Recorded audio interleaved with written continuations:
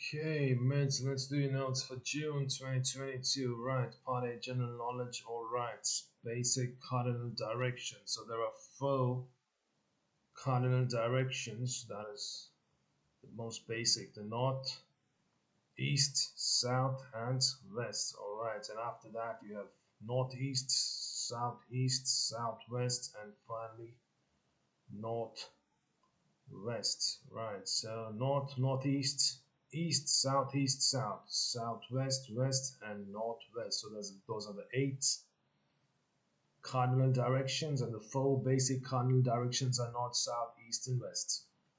Right. So you can go on after that. For in the beginning there are four, then eight, then you have 16, and finally you have 32, and it's called boxing the compass. Right.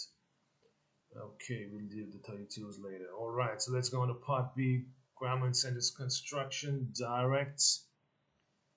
indirect to direct. So remember, indirect speech is also called reported speech because you report what someone said to somebody else, right? Number one, he told her to move there.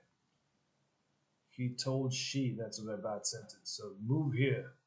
So remember, open inverted commas, move here, comma, close inverted commas. He said to her. Right. Number two. The man complained to the waiter that his coffee was cold. So that is reported speech or indirect speech. So the man has complained. No, why has complained? He complained. So my coffee is cold. He said to the waiter, okay. So my coffee is cold. He complained to the waiter, okay. Waiter, my coffee is cold. Right, that makes much more sense because if you're sitting in a restaurant or a coffee shop or cafe, whatever you want to call it, how do you address the waiter? You call him waiter, right? You just don't tell him while he's passing by, right? So first you have to address him. My coffee is cold, and he said, "Who's he?" The man, right? The man. So waiter. So open inverted comma, waiter, comma. My coffee is cold. The man said. Good. Open inverted commas, waiter, comma. My coffee is cold, comma, close inverted comma. The man complained. These two sentences are correct. Right, number three. She told the waitress that her service was too slow. She told that her service, what is her service? Hers doesn't make any sense. Your service is too slow, she said to the waitress. That's good, that's okay, in fact. Waitress, comma, your service is too slow, she said. So this is the best sentence. This is okay. 4. Peter said that he had been to Japan the previous month. Now this is a bit tricky, so watch. Peter said what? What did he say? What did Peter say?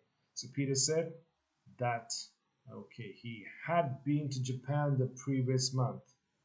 All right, Peter traveled to Japan last month. This is not direct speech. In this particular question, we are supposed to translate from indirect or reported speech to direct speech. I've been to Japan the previous month, Peter said. I have been to Japan last month, Peter said. I have been in Japan last month. I have not, I've been in Japan, I've been to Japan, so this is bad. I went to Japan last month. This one is okay, but the words have changed. Instead of went. Right, so here it's had been. It's not go, it's had been. So I had been to Japan last month, Peter said. He had been to Japan, past perfect. You can't do anything about that. You can't say, I have been to Japan the previous month. Why you can't say that? Because it's previous month. Previous month. Although had been to Japan is past perfect, and here you have used present perfect, but the rest of the statement does not make any sense. So remember, it has to make sense.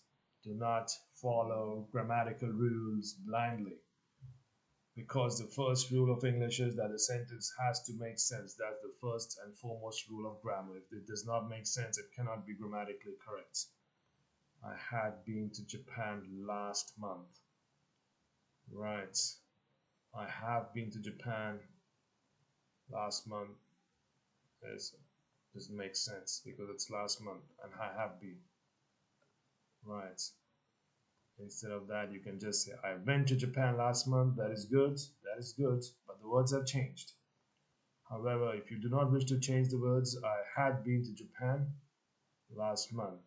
So these two are the perfect, are good choices, and the last one is the perfect one, right? So without changing any words.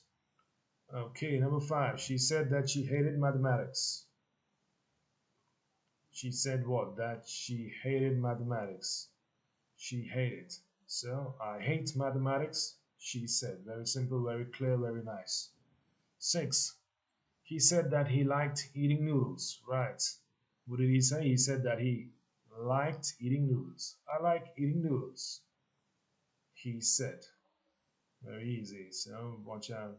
Put the commas and it'll be fine. 7. He asked us when we were going to the moon. He asked us what when we were going to the moon. When are you going to the moon? He asked.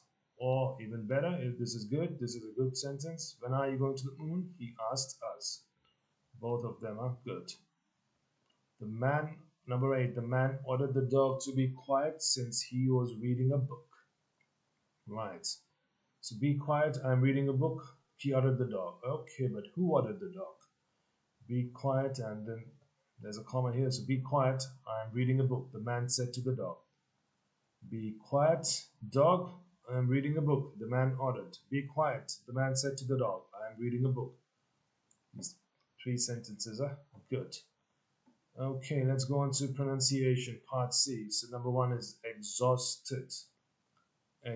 Exhausted. Unfortunately. Unfortunately. Gradually. Gradually. Communication. Communication. Foreign. Foreign. University. University. Lead. In. Directions. Directions. East. 11. Service. Fleeing. Right, let me do it again. Exhausted. Unfortunately. Gradually. Communication. Foreign. University. Bleed. In. Directions. East. Service. Fleeing. Right, and finally we have vocabulary. So what is exhausted? Exhausted is an adjective. When you're so tired that you cannot carry on any longer, whatever you might be doing. Suppose you're running and you tell your friend, I'm exhausted. That means I can't run anymore. I need to relax. I need to take a break. I need to sit down. It can also mean finished.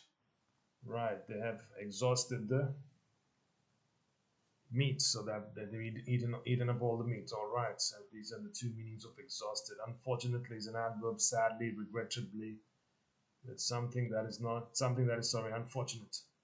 Right, so sadly, regrettably. So unfortunately is an adverb. Gradually, adverb. Slowly, step by step. Gradually.